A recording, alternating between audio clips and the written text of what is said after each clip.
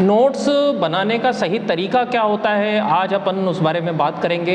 मैं अपने टाइम की बात बता रहा हूँ, जब मैं इंजीनियरिंग किया करता था उस टाइम पे शिवानी वगैरह नहीं हुआ करती थी। और उस टाइम पे हम लोग क्या करते थे कि मान लीजिए कोई सब्जेक्ट है, बीएमई कोई सब्जेक्ट है मान लीजिए, तो आप देख रहे हैं कि बीएमई की ये एक राइटर की बुक है, ये दूसरे राइटर की बुक है और ये तीसरे राइटर की बुक है। तो हम क्या करते थे कि जैसे मान लीजिए कोई टॉपिक हम पढ़ रहे हैं, ठीक है, मान लीजिए विस्कोसिटी,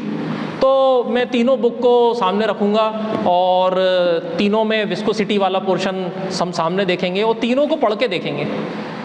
तीनों में विस्कोसिटी की डेफिनेशन जहाँ पे भी मुझको सबसे ज़्यादा समझ में आएगी, सबसे ज़्यादा अच्छी लैंग्वेज मुझे लगेगी, सबसे इजी लैंग्वेज मुझे लगेगी, ज़्यादा इफेक्टिव लगेगा, तो वो फिर मैं अपने जो पर्सनल कॉपी है, पर्सनल नोट्स हैं, उसमें मैं उसको लिख लूँगा। ठीक है, तो इससे फ़ायदा ये रहता है कि आपने 2 से 3 से 4 बुक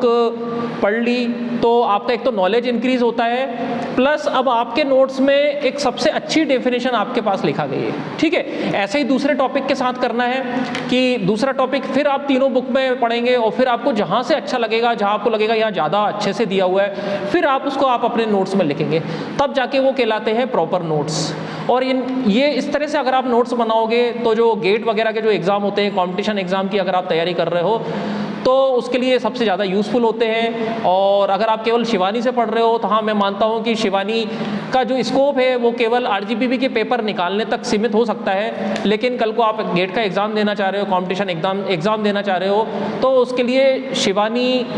से जो लोग स्टडी करते हैं वो कभी भी गेट नहीं निकाल सकते, कभी भी कंपटीशन एग्ज़ाम नहीं निकाल पाएंगे। और क्लास में भी जो टीचर जो आपको लिखवाता है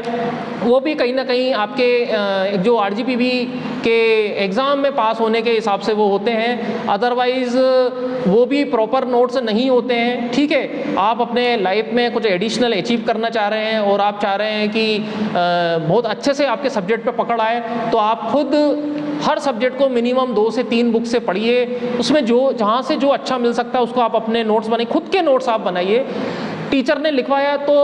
आप उसको अपने नोट्स मत समझिए, आप ये मान के चलिए कि वो टीचर के नोट्स थे जिसको आपने कॉपी किया है। आप खुद के नोट्स बनाएंगे, खुद का दिमाग लगाएंगे, उससे आपके कंसेप्ट क्लियर होंगे और कोई भी पब्लिक सेक्टर, कोई भी गेट एग्ज़ाम, कोई भी कॉम्पिटिशन एग्ज़ाम आप ज़्यादा आसानी से निकाल पाएंगे। Thank you.